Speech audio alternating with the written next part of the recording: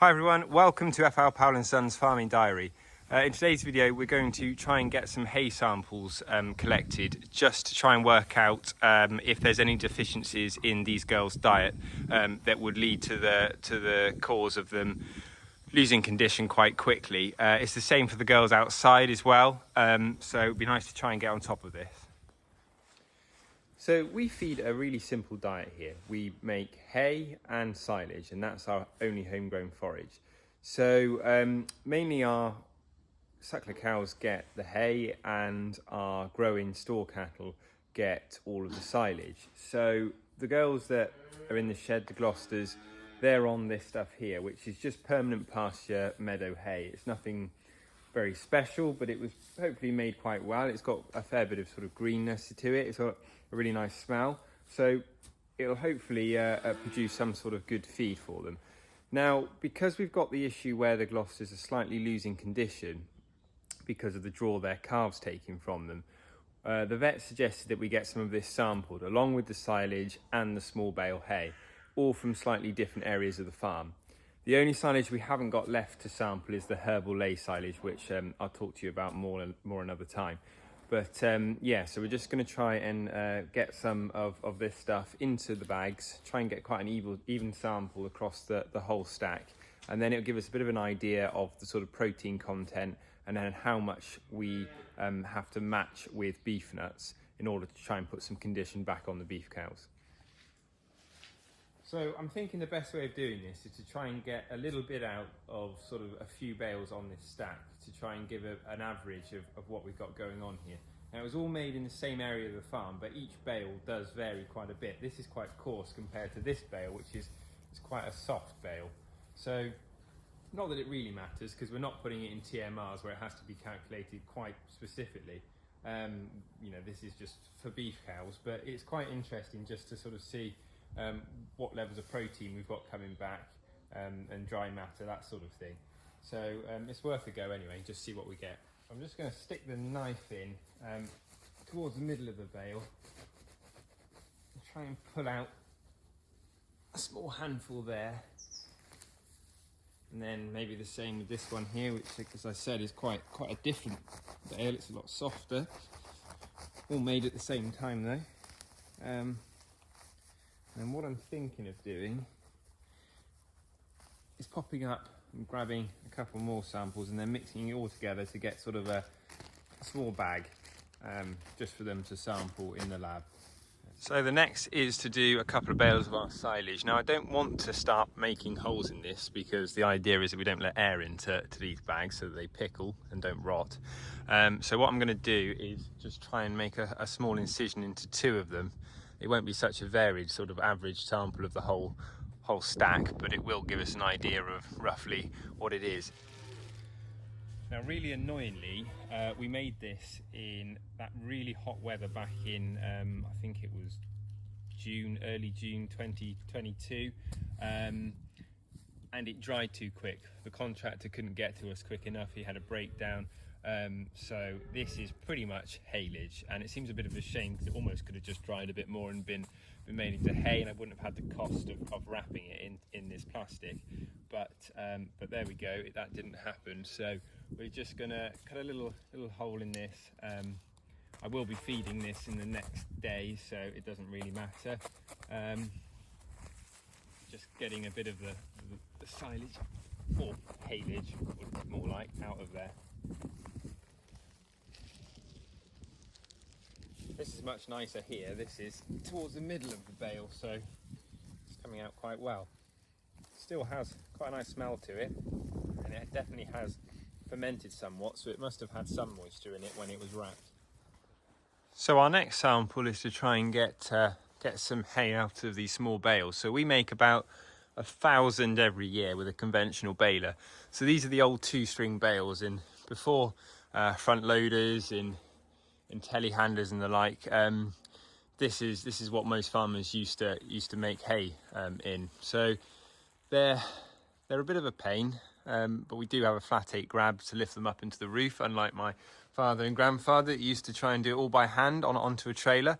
They used to make about 8,000 of these little bales a year, and had to lift every single one up onto the trailer, into the shed, and then in the winter back out of the shed into the field. So yeah, they used to be a lot of work. Not so much now, but they are still very handy when you have cows in loose boxes and the like. So we do always try and make a few just to be useful, really. So we've got our 3 samples here: haylage, round bale hay, and square bale hay as well. So they're all bagged up. The man will come and grab them later on today, and then they'll go to the labs to be analysed, and then we'll know what we've got. So yeah, I'll do a bit of a follow-up, and then we can see what values we have then. So you're joining me back a few days later now in the farm office, where we've had the feed results back, and the hay's not come back too bad, but my vet suggested I use this online ration calculator from AHDB. It's basically an Excel spreadsheet that you put values in of your homegrown forage, any compound feed like the cake, the beef nuts that we're feeding, and it works out a value of what you should be getting and where you are with your diet. So these orange values just of here are basically saying that we are slightly deficient in energy.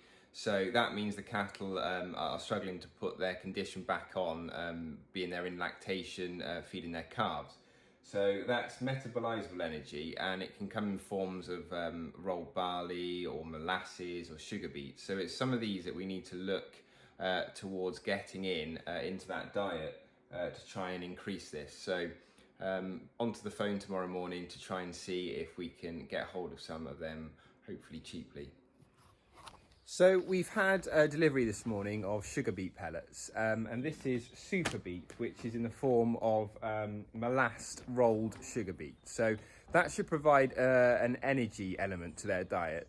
The feed analysis showed that we were lacking in that sort of area of their diet, so we need to try and fulfill that deficit that the cows are in. So they're fine on protein and dry matter, it's just the energy side that's lacking, and especially them being inside and with a high demand on their lactation, because the calves are now quite big and still suckling. We need to try and fulfill that deficit. So hopefully adding sugar beet to the diet is going to help that. Now, we can't just go in at the full rate that they should be fed on. We have to sort of introduce this slowly. So today will be our first day of introducing it, and then just increasing that until we get to the correct amount.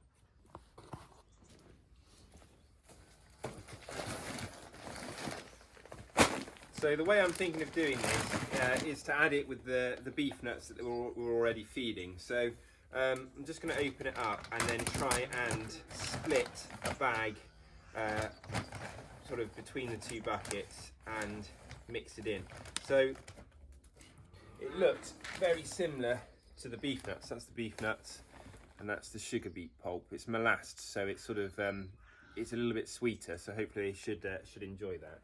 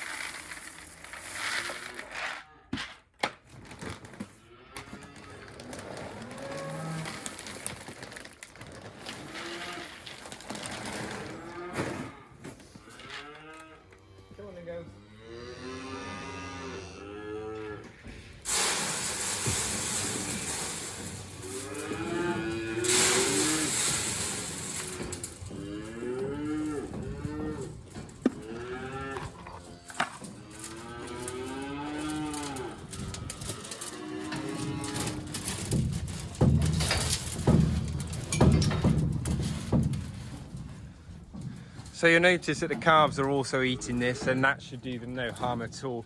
In fact, it should actually help their growth rates quite a bit. So yeah, the girls seem to be liking it.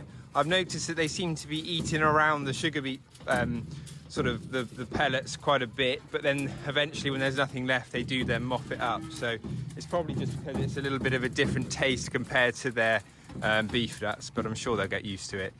We've got Fleur in the back there. She's a very nervous cow, so we shut her in with her calf just while they're feeding so that she gets the right amount. She tends to get bullied out quite a bit, so hopefully that will help her. Thank you very much for watching, everyone. I hope you've enjoyed it, and we'll see you again soon.